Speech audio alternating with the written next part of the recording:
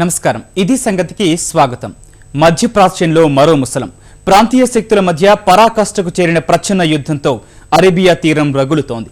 జాతుల వైరమే దన్నుగా రాజకీయం నడిపిస్తోన్న సౌదీ, ఇరాన్ ఢీ అంటే ఢీ అంటున్నాయి. దౌత్య సంబంధాలు తెంచుకున్నాయి. ఎవరికి ఎవరు తీసిపోని రీతిలో ప్రాబల్య దేశాలన్నీ కూటములు కడుతున్నాయి. ఫలితంగా 30 ఏళ్ల తర్వాత అరబ్ సమాజం అతిపెద్ద సంక్షోభం ముంగిట నిలిచింది. అంతర్జాతీయ సమాజం కూడా అగ్ని పరీక్షనే ఎదుర్కొంటోంది. షియా మత గురువుకి సౌదీ అమలు చేసిన మరణశిక్షతో తలెత్తిన ఈ విపత్కర పరిస్థితులు మధ్యప్రాచ్యాన్ని ఏ దిశగా నడిపించనున్నాయి? అసలు ఈ మరణశిక్ష అమలు చేయడం వెనుక సౌదీ లక్ష్యాలేంటి? ఆందోళన నిర్వహించడం ద్వారా ఇరాన్ ఏం సాధించాలని అనుకుంటోంది? ప్రస్తుత పరిస్థితి ఈ రెండు దేశాల సృష్టినా? ఈ రెండు దేశాల మధ్య ఏళ్లుగా నడుస్తున్న ప్రచ్ఛన్న యుద్ధం ప్రపంచాన్ని ఎందుకింత కలవరపెడుతోంది?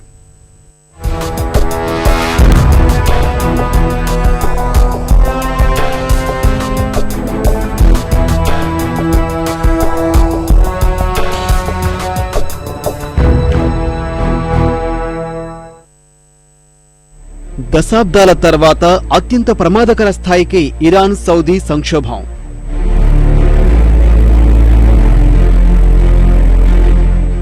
ముప్పై ఏళ్లలో అత్యంత ఆందోళనకరంగా మారిన పరిణామాలు.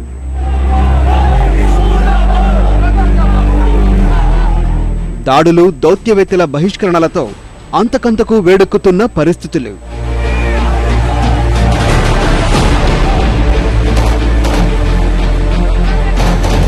ఢీ అంటే ఢీ అంటున్న టెహరాన్, రియాద్. అరేబియా తీరం మరోసారి సెగలు కక్కుతోంది. అసలే అలజడులతో రగిలిపోతున్న మధ్యప్రాచ్యంలో ఆధిపత్య పోరు బుసలు కొడుతోంది. ఒకచోట శాంతి స్థాపన జరుగుతోంది అనుకుంటున్న తరుణంలో మరోచోట పరిస్థితి నివురుగప్పిన నిప్పులా మారింది. సౌదీ అరేబియాలో షియా మత గురువుకు మరణశిక్షతో రాజుకున్న జాతి వైషమ్యాలు అరబ్ సమాజం మొత్తం విస్తరిస్తున్నాయి. అంతర్జాతీయ సమాజాన్ని మరో అగ్ని పరీక్ష ముందు నిలిపాయి. సౌదీ అరేబియా, ఇరాన్ ద్వైపాక్షిక సంబంధాలన్నింటినీ రద్దు చేసుకునేంత వరకు వెళ్లిన పరిణామాలు ఎప్పుడేం జరుగుతుందో అనే ఉత్కంఠ రేపుతున్నాయి.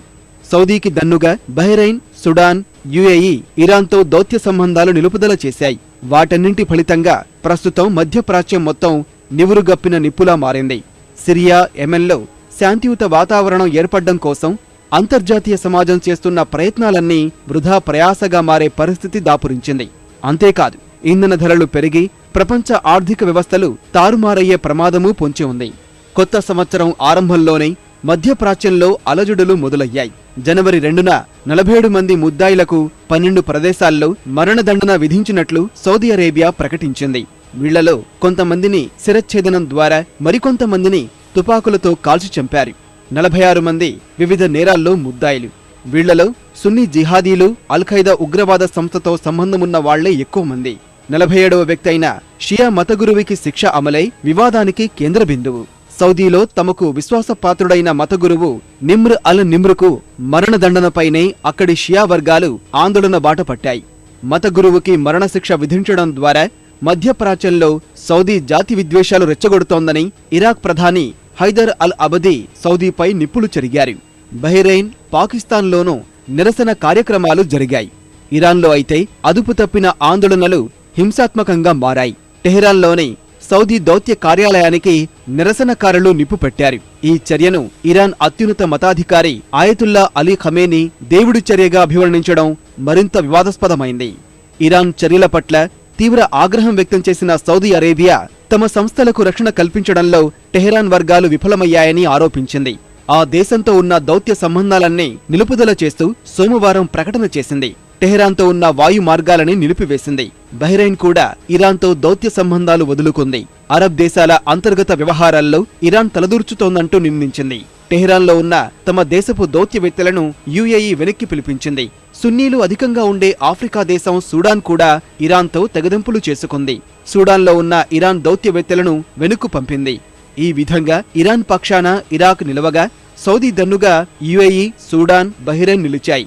టెహరాన్లోని తమ రాయబారిని కువైట్ వెనుక్కు పిలిపించింది.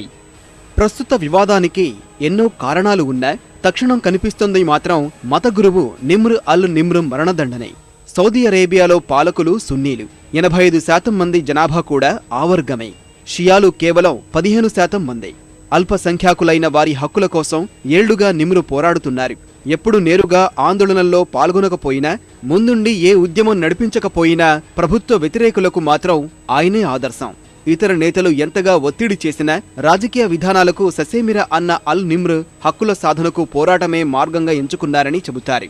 కాకపోతే ఏనాడు షియాలు తిరుగుబాటు చేయాలని సూచించలేదు. అలాగని చేస్తున్న వాళ్లు నిలుపుదల చేయాలని కూడా కోరలేదు. అయితే సౌదీకి వ్యతిరేకంగా ఉండే ఇరాన్కు దగ్గరగా ఉండేవాడు. మరణించిన సౌదీ యువరాజుపై వివాదాస్పద వ్యాఖ్యలు చేసి 2011లో నిమ్ర్ షియా సమాజం మొత్తానికి తెలిశారు. అప్పటి నుంచి సౌదీ ప్రభుత్వం నిమ్రుపై గుర్రుగా ఉంది.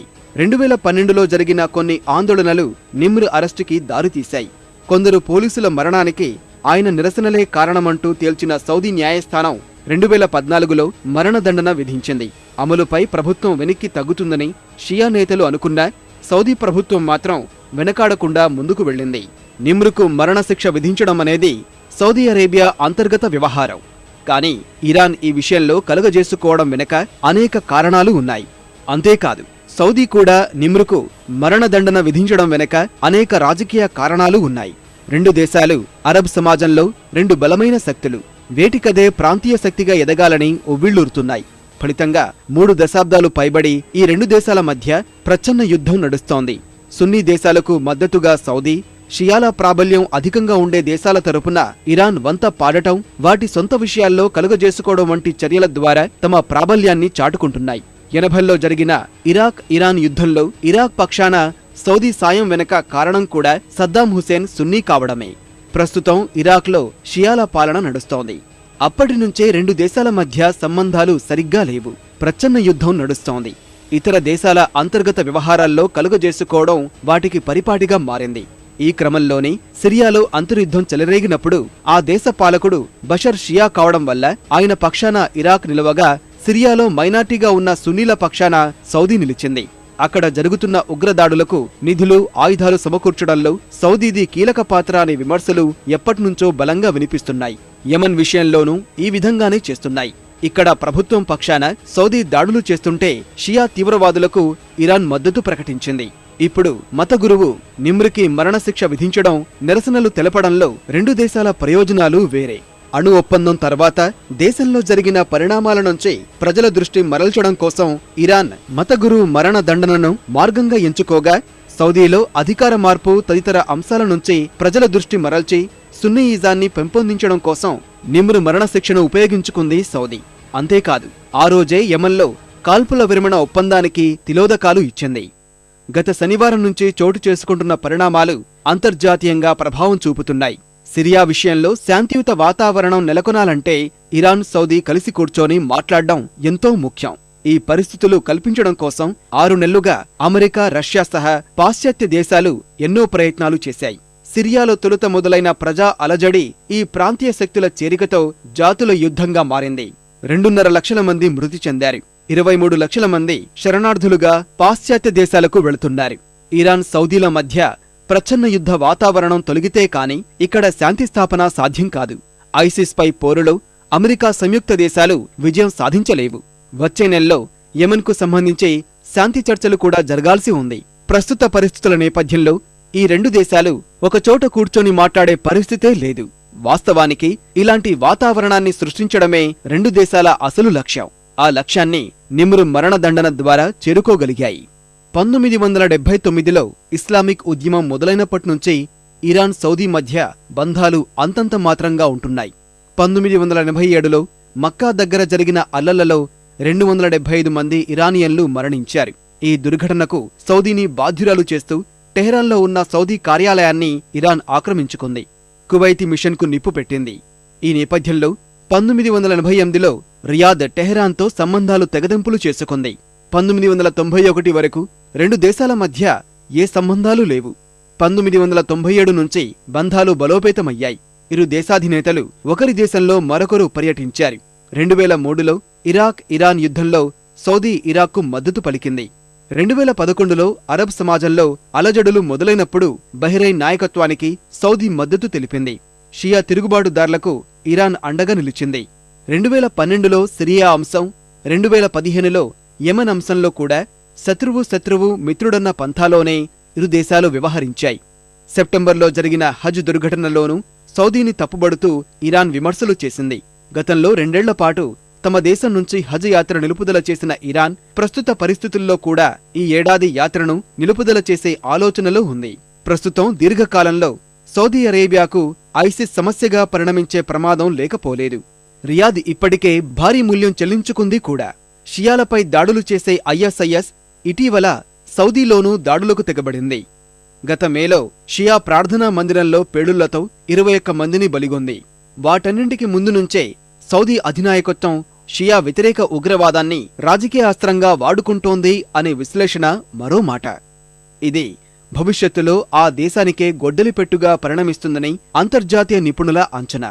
ప్రస్తుతం 2 దేశాల మధ్య నెలకొన్న వాతావరణం కారణంగా ఇంధన ధరలు పెరిగే అవకాశముందని నిపుణులు పేర్కొంటున్నారు. విమర్శలు, ఆరోపణలు మాని కూర్చొని మాట్లాడుకోవాలని అంతర్జాతీయ సమాజం ఇరు దేశాలకు హితవు చెబుతోంది. భారత క్రికెట్ నియంత్రణ మండలి ప్రపంచంలోనే అత్యంత ధనిక క్రీడా సంస్థ. కనుసైగలతో క్రికెట్ ప్రపంచాన్ని శాసిస్తోంది.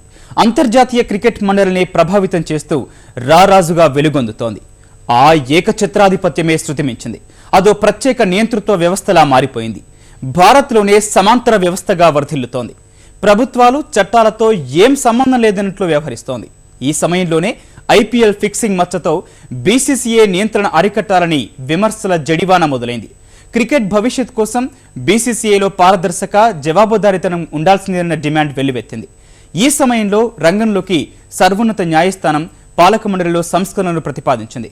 జస్టిస్ ఆర్ఎం లోధా నేతృత్వంలో ప్రత్యేక కమిటీ ఏర్పాటు చేసింది. ఇప్పుడు ఆ బృందం బీసీసీఐ ప్రక్షాళన కోసం సంచలనాత్మక నివేదిక అందించింది.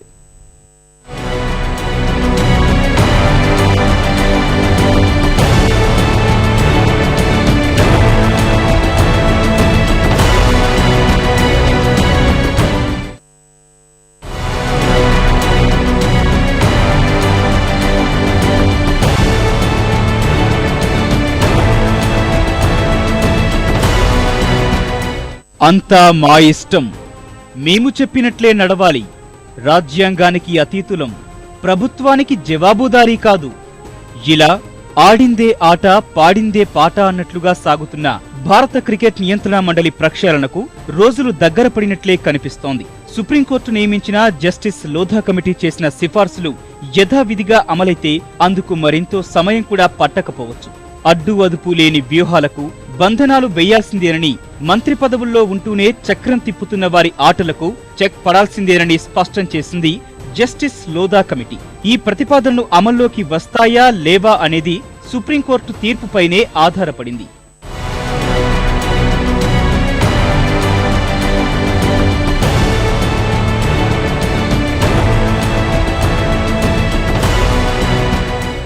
ఓవైపు ఫిక్సింగ్, బెట్టింగ్, మరోవైపు బోర్డులో పెరిగిపోయిన ఏకఛత్రాధిపత్యానికి అడ్డుకట్ట వేసేందుకు అవసరమైన ఎన్నో సంస్కరణలు ప్రతిపాదించింది జస్టిస్ లోధా కమిటీ.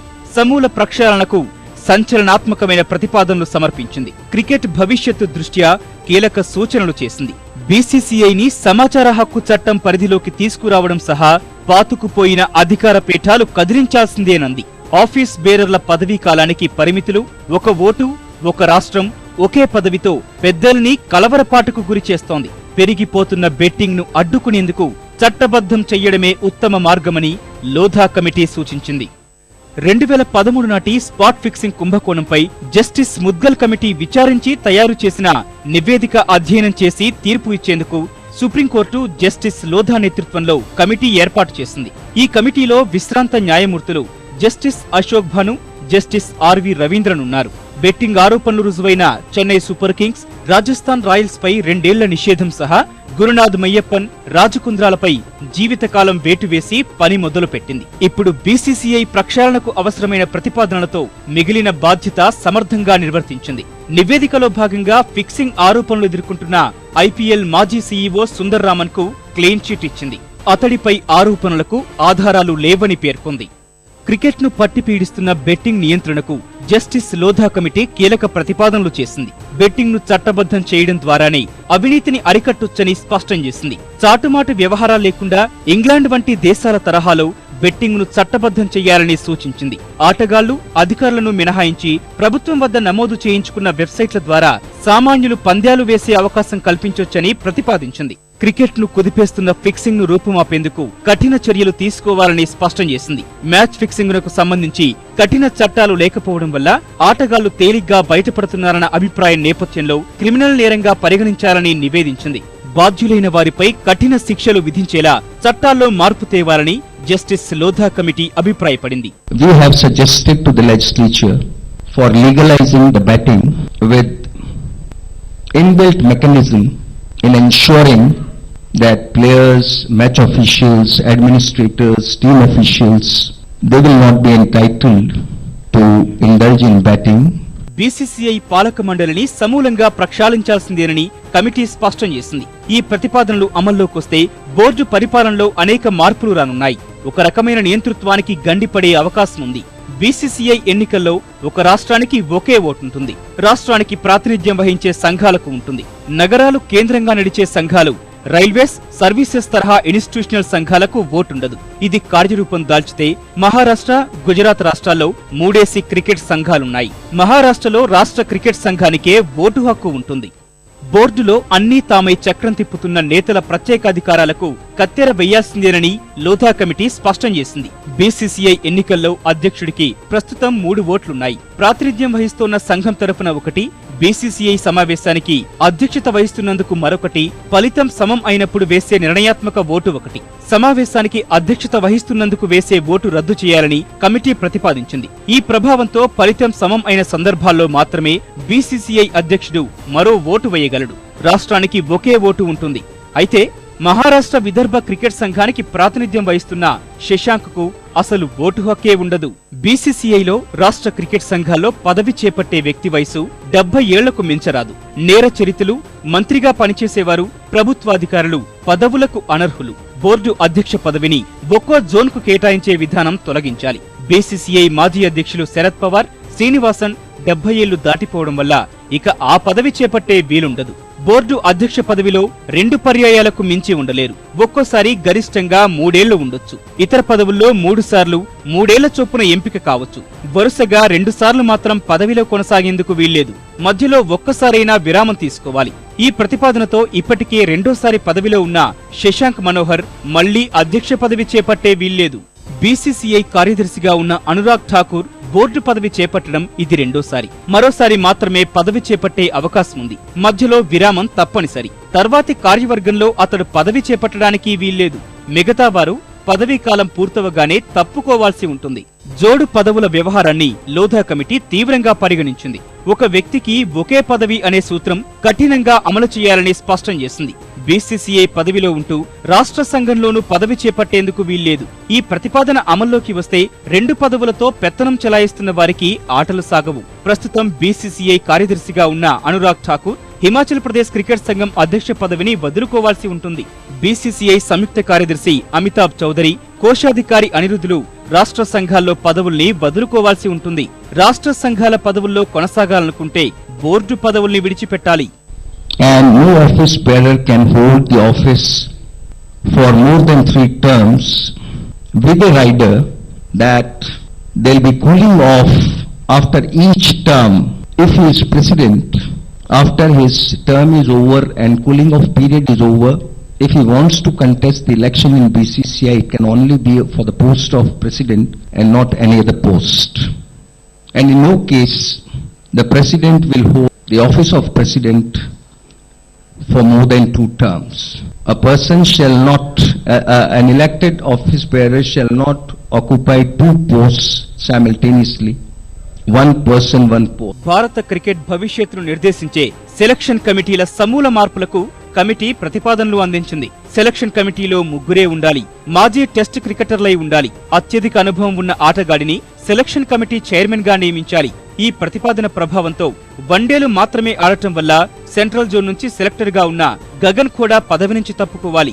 కమిటీలో అత్యంత అనుభవజ్ఞుడైన Sandeep Patil selection committee chairman గా కొనసాగడానికి ఇబ్బందేం లేదు. కమిటీలో 3 అవకాశంతో ఎంఎస్కే ప్రసాద్, విక్రమ్ రాఠోడ్, సాబా కరీం 3లో ఒకరు తప్పుకోక తప్పదు. So for a senior selection committee is concerned, the members of the selection committee can only be those who have played international test matches, and the senior most of them in getting the test cap will be the chairman of the senior selection committee for men. Similarly, guidance has been provided for selection committee of women cricket, junior cricket, differently abled cricketers. జవాబుదారీ లేని పాలక మండలి పాలనా వ్యవహారాలు గాడిన పెట్టేందుకు ప్రత్యేకంగా Lodha committee ప్రత్యేక దృష్టి సారించింది. ప్రజల డబ్బుతో నడిచే బీసీసీఐ వ్యవహారాలు తెలుసుకునే హక్కు ప్రజలకుంది. బీసీసీఐ స్వచ్ఛందంగా సమాచార హక్కు చట్టం పరిధిలోకి రావడమో లేక ప్రభుత్వమే బీసీసీఐని చట్టం పరిధిలోకి తేవడమో జరగాలి. ఆటగాళ్ల కోసం ప్రత్యేకంగా సంఘం ఏర్పాటు చేయాలని సూచించింది. ఫస్ట్ క్లాస్ క్రికెట్ ఆడిన వారందరూ సభ్యులుగా ఉండొచ్చని, సంఘం ఏర్పాటుకు స్టీరింగ్ కమిటీ నియమించాలి. క్రికెటర్ల సంఘానికి బోర్డే ఆర్థిక సాయం చేయాలి. బీసీసీఐ నిర్వహణకు 9 మంది సభ్యులతో కూడిన ప్రత్యేక పాలక మండలి ఏర్పాటు చేయాలి. 5గురిని ఎన్నుకోవాలి. 2 ఆటగాళ్ల సంఘం ప్రతినిధులుండాలి. 1 మహిళా క్రికెటర్కు చోటివ్వాలి. బీసీసీఐ రోజువారీ వ్యవహారాలు చూసేందుకు ముఖ్య కార్యనిర్వహణాధికారిని నియమించాలి. అతడికి 6 మేనేజర్లు సాయపడాలి. ఐపీఎల్ నిర్వహణ కూడా 9 మంది సభ్యులతో పాలక మండలి ఉండాలి. బీసీసీఐ పాలక మండలికి జవాబుదారీగా ఉండేలా ఐపీఎల్ మండలికి పరిమిత ప్రతిపత్తి కల్పించాలి. బోర్డులో తలెత్తే అంతర్గత సమస్యల పరిష్కారానికి హైకోర్టు రిటైర్డ్ జడ్జి నేతృత్వంలో అంబుడ్స్మన్ ఏర్పాటు చేయాలి. బీసీసీఐ ఎన్నికల పరిశీలనకు ఎన్నికల అధికారిని నియమించాలి. ఓటర్ల జాబితా నుంచి ఆఫీస్ బేరర్ల అర్హతల వరకు ఈ అధికారే చూసుకోవాలి. బీసీసీఐ సభ్యుల ఖర్చుకు సంబంధించి ప్రత్యేక ఆడిటింగ్ వ్యవస్థను ఏర్పాటు చేయాలి. బీసీసీఐనే రాష్ట్ర బోర్డుల ఆడిటింగ్ బాధ్యత చేపట్టాలి. ఆయా సంఘాల మౌలిక సదుపాయాల అభివృద్ధికి చేసే కృషికి అనుగుణంగా నిధులు పంపిణీ చేయాలి. అవకతవకలకు పాల్పడే సంఘాలపై కఠిన చర్యలు తీసుకోవాలి. లోధా కమిటీ ప్రతిపాదనలు అమలు భవితవ్యం సర్వోన్నత న్యాయస్థానం తీర్పుపై ఆధారపడి ఉంది. ఇవి ఖచ్చితంగా అమలు కావాలనే నిబంధన ఏమీ లేదు. ఈ నివేదికపై సుప్రీంకోర్టు బీసీసీఐ అభిప్రాయం కోరుతుంది. సాధ్యాసాధ్యాలపై వివరణ ఇచ్చుకునే అవకాశం కల్పిస్తుంది. అయితే ప్రతిపాదనలపై ఇప్పటికే బీసీసీఐ పెద్దల నుంచి వ్యతిరేకత ప్రారంభమైంది. ప్రధానంగా వయో పరిమితి, ఒకే పదవి 2 సార్లు ఎన్నిక మధ్య విరామంపై అభ్యంతరాలు వినిపిస్తున్నాయి. కొన్ని కమిటీలకు రిటైర్డ్ జడ్జీలతో కమిటీలు ఏర్పాటుపై పెదవి విరుపులు మొదలయ్యాయి. జస్టిస్ ఆర్ఎం లోధా కమిటీ నివేదికపై చర్చించేందుకు ప్రత్యేక సర్వసభ్య సమావేశం ఏర్పాటు చేయాలని బోర్డు భావిస్తోంది. నివేదికను ఇప్పటికే అన్ని రాష్ట్రాల క్రికెట్ బోర్డులకు పంపించింది. అభ్యంతరకరమైన ప్రతిపాదనలపై వ్యతిరేకించాలని సూచించినట్లు సమాచారం. ప్రజల సొమ్ముతో పెద్దదైన బీసీసీఐని ప్రక్షాళన చేసేందుకు లోధా కమిటీ ప్రతిపాదనలు స్వాగతించదగినవి.